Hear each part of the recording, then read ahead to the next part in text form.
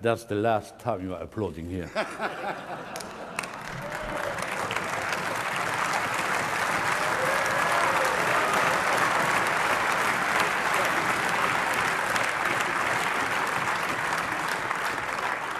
And to some extent, I'm really surprised that you are here.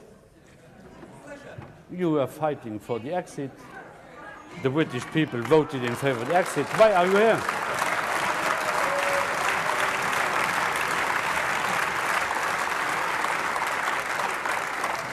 Isn't it funny? You know, when I came here 17 years ago, and I said that I wanted to lead a campaign to get Britain to leave the European Union, you all laughed at me. Well, I have to say, you're not laughing now, are you? And the reason you're so upset, the reason you're so angry, has been perfectly clear from all the angry exchanges this morning. You, as a political project, are in denial. You're in denial that your currency is failing. You're in denial. Well, just look at the Mediterranean. No. As a policy to impose poverty on Greece and the rest of the Mediterranean, you've done very well. And you're in denial over Mrs. Merkel's call last year for as many people as possible to cross the Mediterranean into the European Union has led to massive divisions between countries and within countries. But the biggest problem you've got, and the main reason the United Kingdom voted the way that it did, is you have, by stealth, by deception, without ever telling the truth to the British or the rest of the peoples of Europe, you have imposed upon them a political union. You've imposed upon them a political union. And when the people in 2005 in the Netherlands and France voted against that political union, when they rejected the Constitution, you simply ignored them and brought the Lisbon Treaty in through the back door.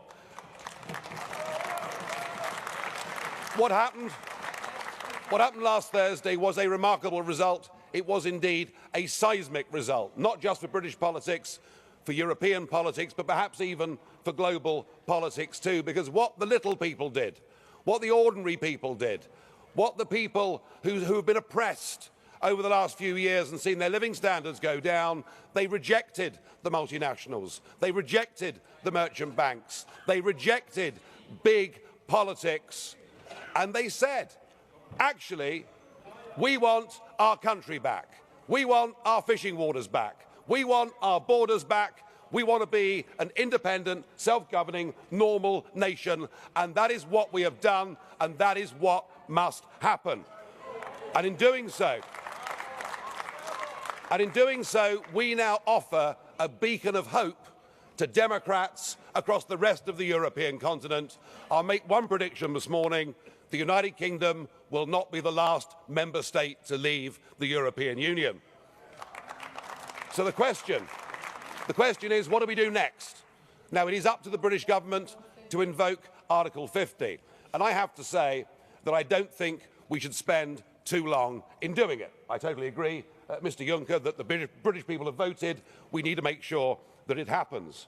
But what I would like to see is a grown-up and sensible attitude to how we negotiate a different relationship.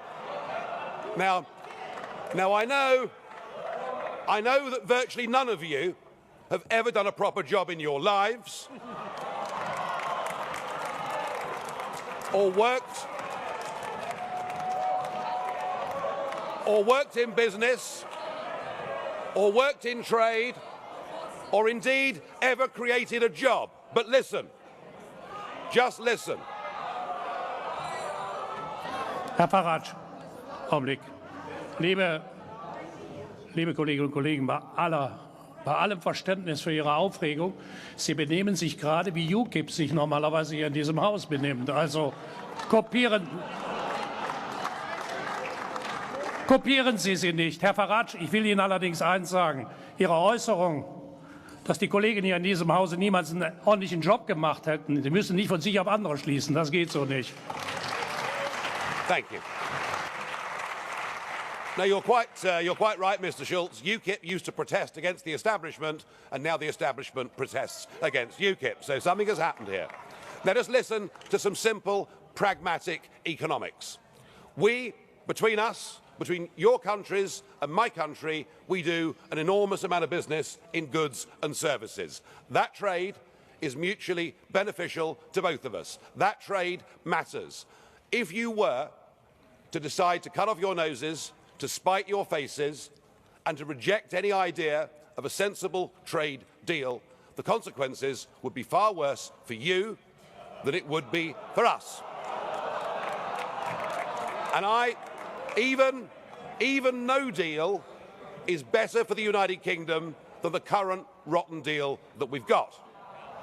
But if we were to move to a position where tariffs were reintroduced on products like motor cars, then hundreds of thousands of German workers would risk losing their jobs. So why don't we just be pragmatic, sensible, grown-up, realistic, and let's cut between us a sensible tariff-free deal, and thereafter recognise that the United Kingdom will be your friend, that we will trade with you, we will cooperate with you, we will be your best friends in the world. But do that, do it sensibly, and allow us to go off and pursue our global ambitions and future. Thank you.